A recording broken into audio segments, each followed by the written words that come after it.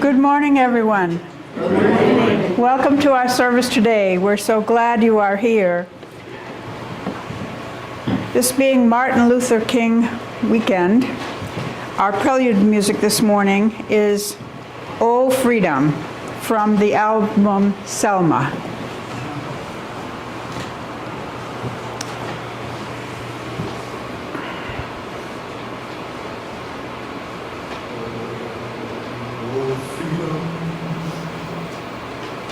Oh, freedom. Oh, freedom over me. And before I be a slave, I'll be buried in my grave and go home to my Lord and be free. Oh, freedom. Oh, freedom. Oh, freedom over me. And before I be a slave, I'll be buried in my grave and go home to my Lord and be free. And before I be a slave, I'll be buried in my grave and go home to my Lord and be free.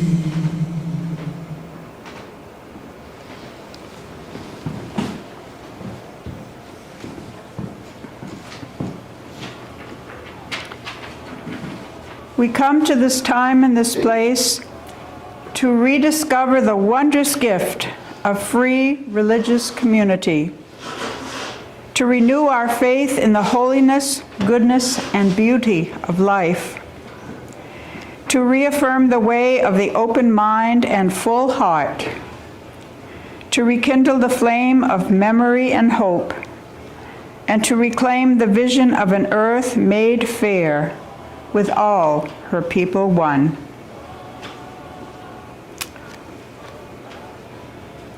Nicole, would you honor us with lighting the chalice this morning?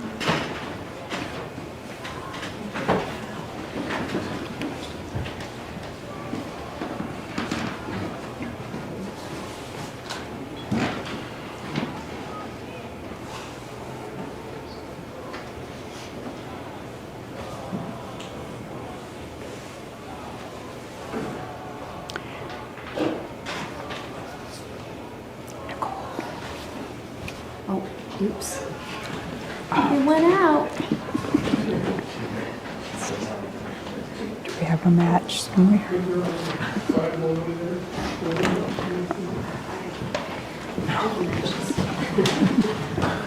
Sometimes we have to work a little harder to keep the light going. You pull the wig up.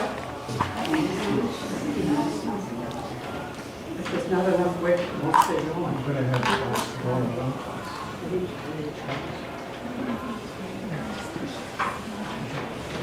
Thank you, Nicole.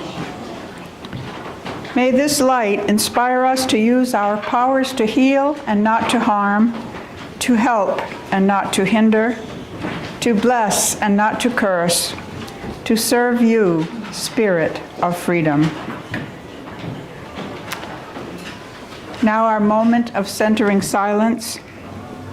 And as the waves of sound from the singing bowl go out into this room, so may loving thoughts from our hearts and minds go out as refreshing showers to renew a tired and a thirsty world.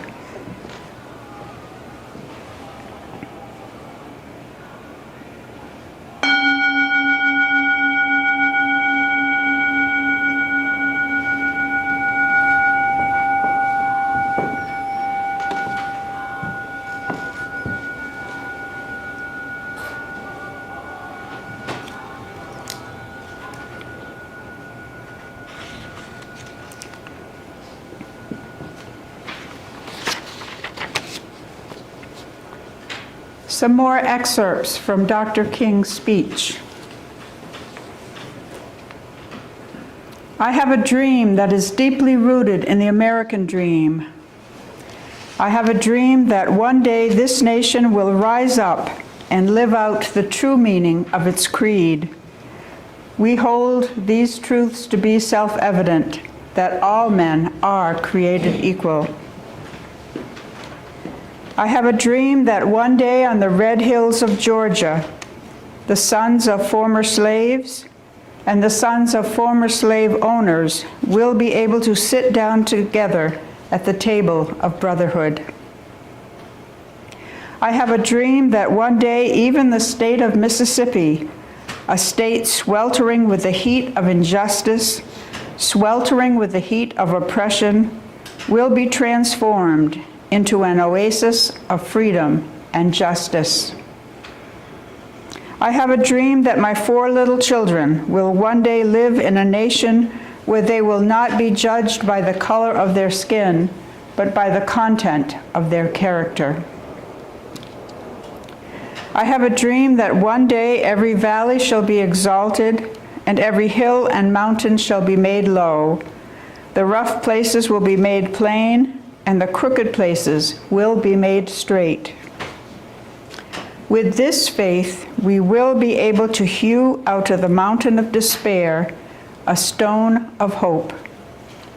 With this faith, we will be able to transform the jangling discords of our nation into a beautiful symphony of brotherhood.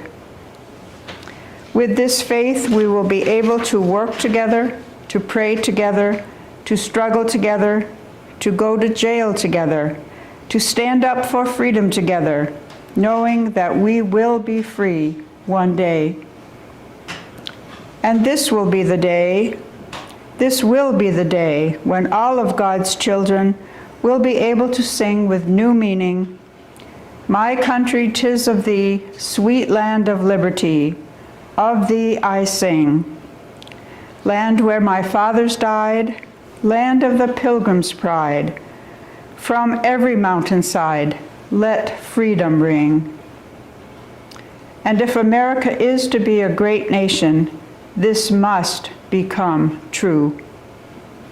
And when this happens, and when we allow freedom to ring, when we let it ring from every village and every hamlet, from every state and every city, we will be able to speed up that day when all of God's children, black and white, Jews and Gentiles, Protestants and Catholics, will be able to join hands and sing in the words of the old Negro spiritual, "Free at last, free at last. Thank God Almighty, we are free at last." I invite you to join together as we sing hymn number 169.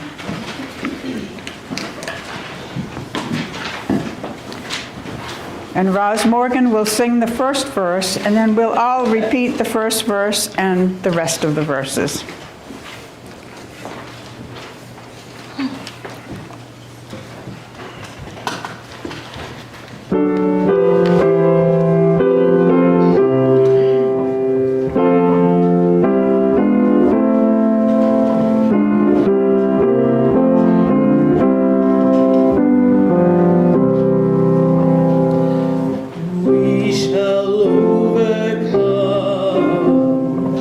We shall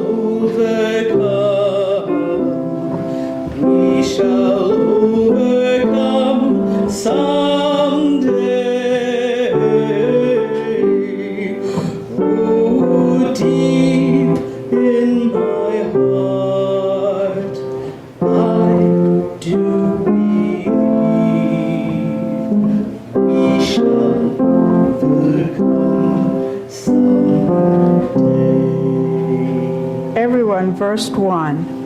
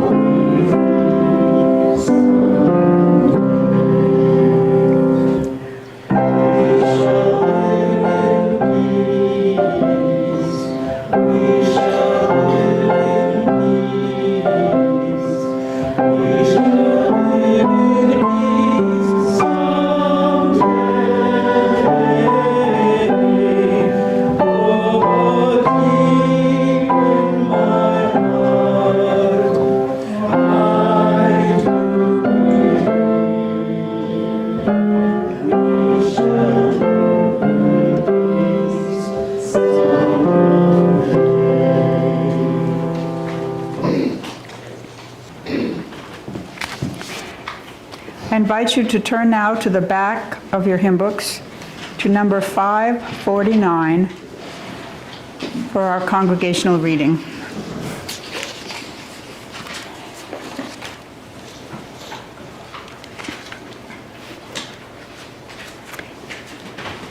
Hymn to Matter. I'll read the regular print and I invite you to respond with the italicized. Blessed be you, harsh matter, barren soil, stubborn rock, you who yield only to violence. You force us to work if we need. Blessed be you, perilous matter, violent sea, untamable passion. You must be favored, you will help us. Blessed be you, mighty matter, irresistible march of evolution, reality ever newborn. You, like a constant sharing force us to go ever further and further in your truth. Blessed be you, universal matter, unmeasurable time, boundless ether, triple abyss of stars and atoms and generations.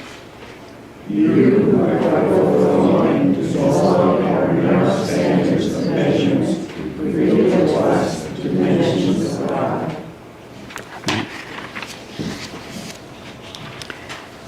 I'm going to learn a new hymn now, and I invite you to remain seated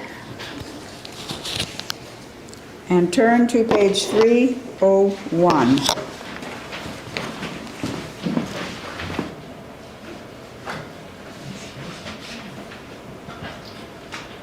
I'll play it all the way through once, and we'll sing all 5 verses.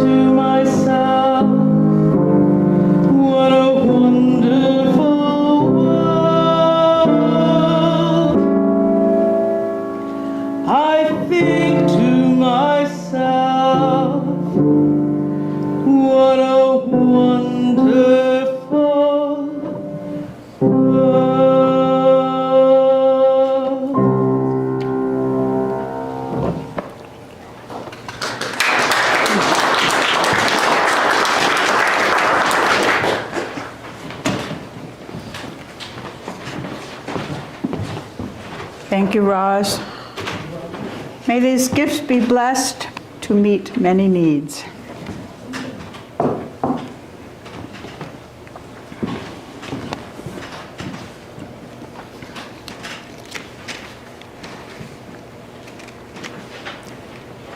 Jim and I enjoy watching TCM, Turner Classic Movie Channel.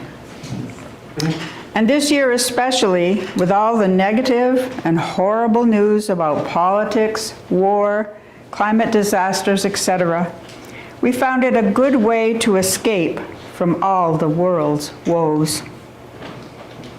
At Christmas time, TCM airs a lot of the old movies, and in addition to the regular familiar offerings, A Christmas Carol, It's a Wonderful Life, Miracle on 34th Street, White Christmas, etc.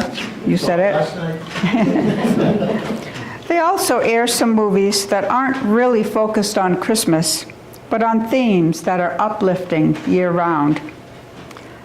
One of my favorites is an old movie starring Bing Crosby as a young priest who is sent to a church to help out the old priest, played by Irish actor Barry Fitzgerald. The movie is entitled Going My Way. One of Bing Crosby's priestly tasks is leading a boys' choir made up of a mixed bag of young boys and lads from the church and from the community.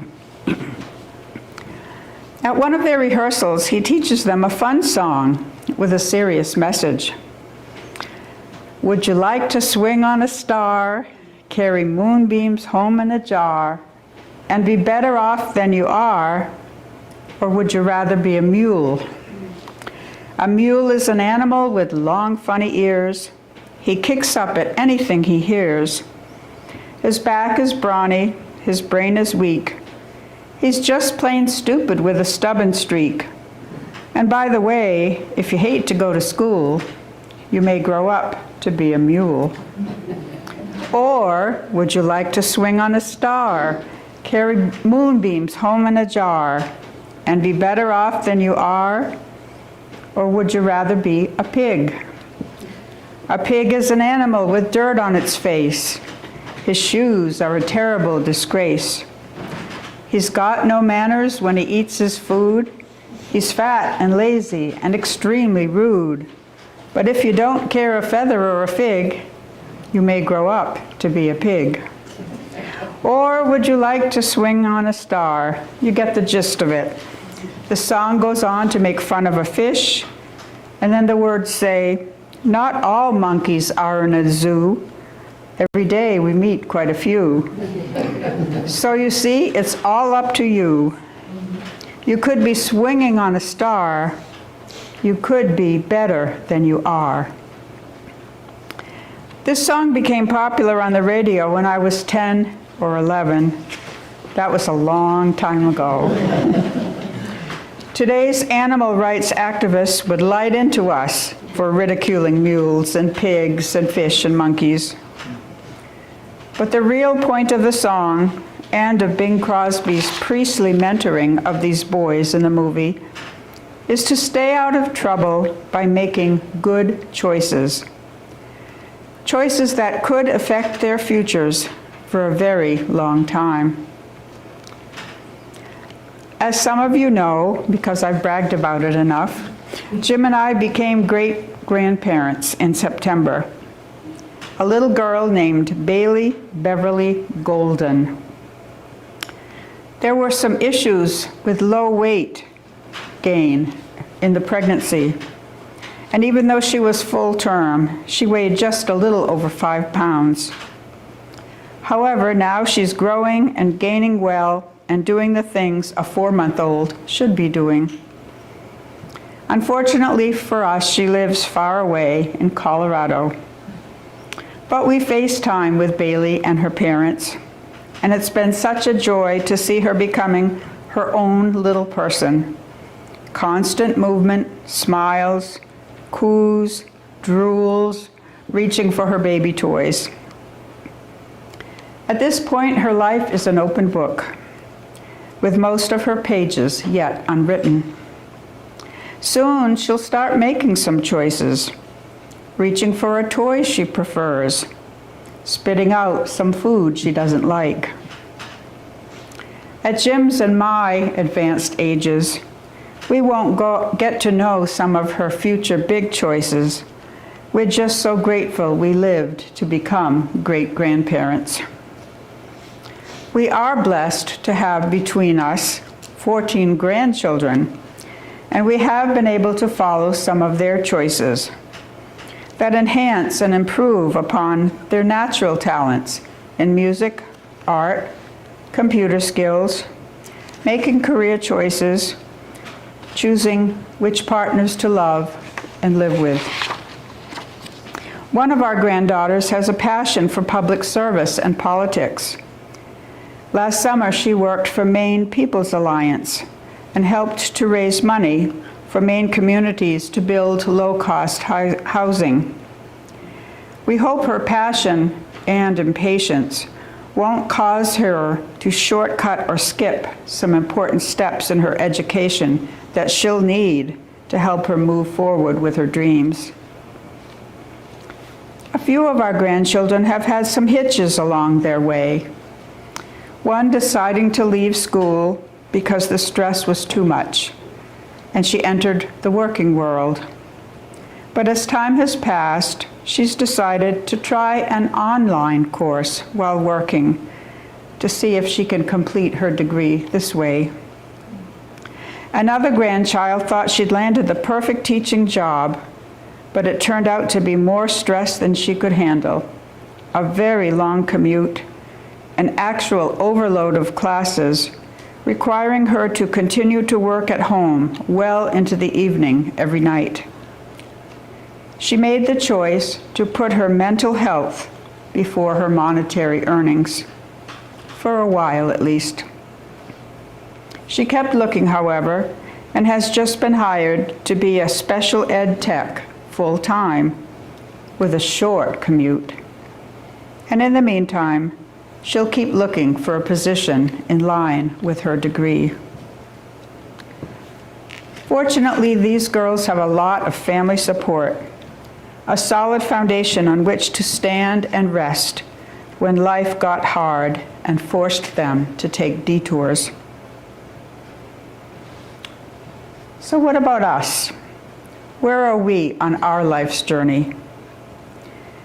If we look back at our life roadmaps, we probably all had to take some detours and make some different choices. Perhaps some of us had what we'd call bad things happening to good people. Things that happened that had nothing to do with choices we had made. Maybe a sudden job loss, a death, a serious health issue, a divorce, or some other change in our situation.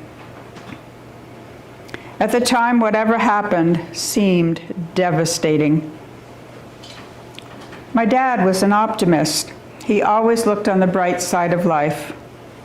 And whenever any unexpected circumstances changed any of our family plans, he would say, "Nothing we do or have to face or give up is ever lost. It all contributes to who we are becoming as a person." And of course, he meant as a better person.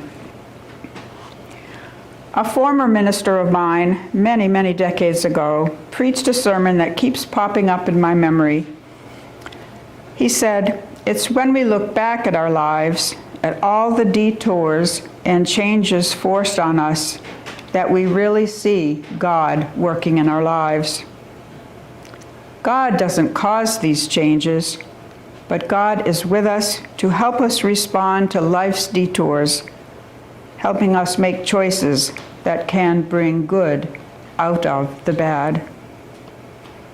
God, our higher power, is our support system and a solid foundation to stand on and rest on when our life gets hard.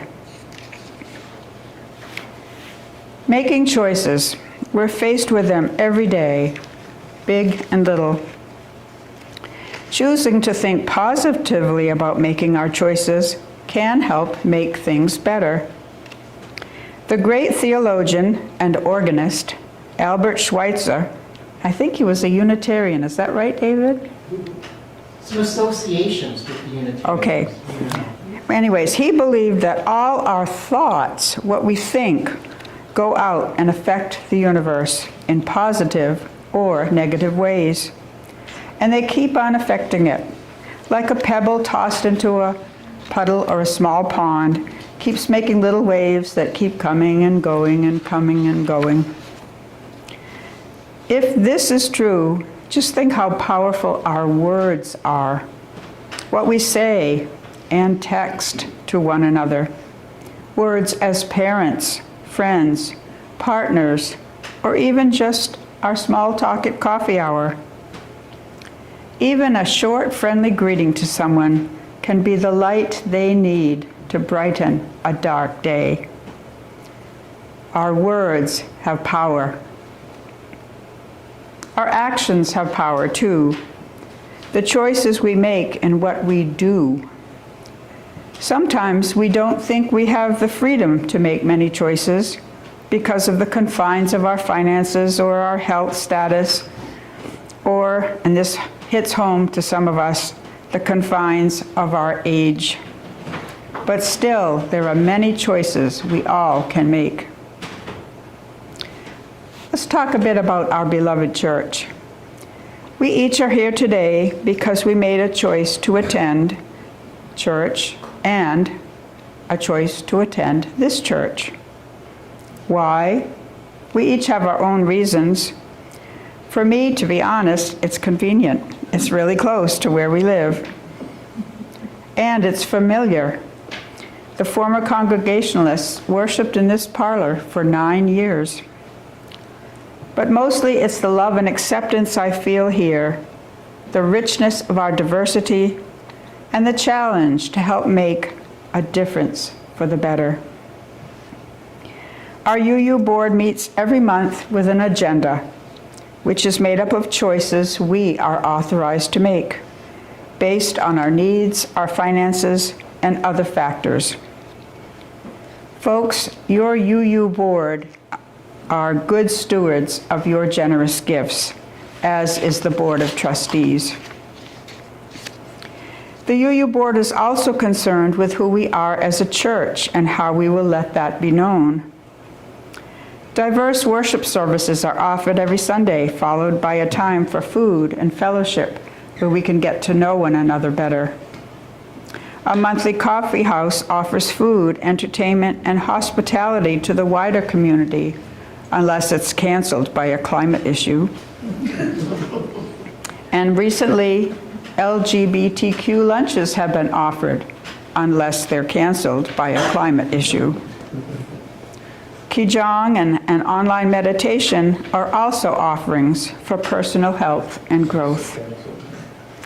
Our new Social Action Committee seeks ways to do justice, and the monthly meeting will take place today, David, right after coffee hour. You're all invited. And the church offers many other things too. The theme for our worship services this year is about climate change and earth care, and how we will learn to participate in helping restore health to our beloved earth. Reverend Dave and some others from our church have been proactive in attending a climate group in Presque Isle and the new climate group recently formed in Holden. David has chosen 2 books to help us learn more about ways we each can become involved with earth care. They're really good books. Not Too Late and The Climate Action Handbook, which contains many ways we can help with earth care in all areas of our lives. You'll be surprised at the many things we can each do, if we choose to. You've all seen the ads on TV urging us to switch to laundry sheets instead of using liquid detergent, which comes in the large plastic bottles. For a long time, I knew I should start this practice, which would help a little bit to eliminate some of those large plastic bottles. But I'm a big procrastinator, big time, even for helpful things. So shame on me. When I was an adult piano student many, many decades ago, we students had to participate in recitals, and our music had to be memorized. As each recital season approached, my teacher would be frustrated with me because I always put off the work of memorizing my piece. One year, in desperation, at my lesson, he wrote out on a large piece of paper, "At least start." He said, "Put this on your piano and do it." At least start. Well, one day a few months ago, remembering that incident and that sign, and knowing a few of you who use laundry sheets, I went right to my laptop, brought up Amazon.com, and ordered some laundry sheets. There, at least I made a start. I've been using them ever since, and I like them. But Steve, I did switch brands based on the brand you use, and I like it better. Thank you. We face so many choices every day. Some make just a little difference, but some will contribute to the future health of our whole planet. This is a big deal, and it will affect all of us and the future generations to come, no matter our religion or our politics. Climate change will affect us all, and we each can make choices that will help. Choices as to what we purchase and use and how much. Choices in whom we vote for. We have only one Earth home. It's a sacred place, created to evolve and grow, to nurture and feed all its inhabitants, human and animal. Just over the past few years, we've seen it burn, melt, flood, grow angry with powerful storms that bring death and destruction. It should never have come to this. We were warned. We knew the changes that should have been made by those in power to make them. But it didn't happen in a timely fashion because of the failings of leaders and of us, the voters, for many reasons. Climate experts tell us there is still time to make a difference. There is a lot we can choose to do. We can at least start. We can be better than we are. May it be so. Amen.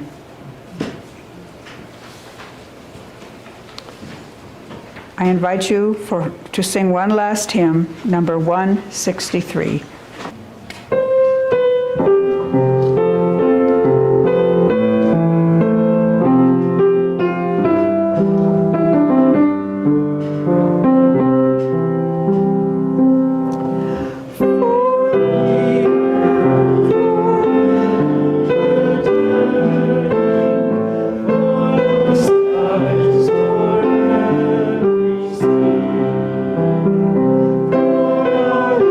Eyes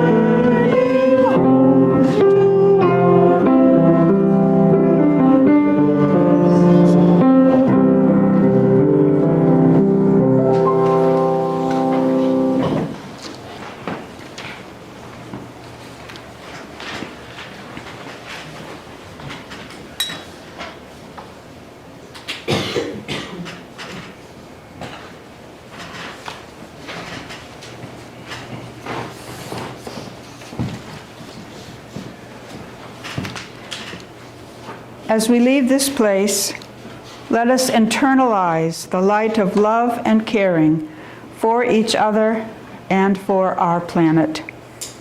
Let us choose to adopt some new habits and ways of living, believing that even a small change for the good will make a difference. May it be so. Amen.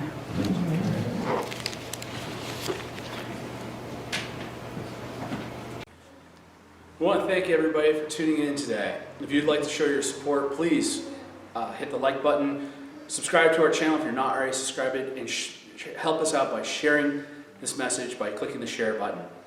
If you'd like to make a monetary donation to you, Church Holden, there is a link to our online donations in the video description down below. And again, thank you so much and have a blessed day.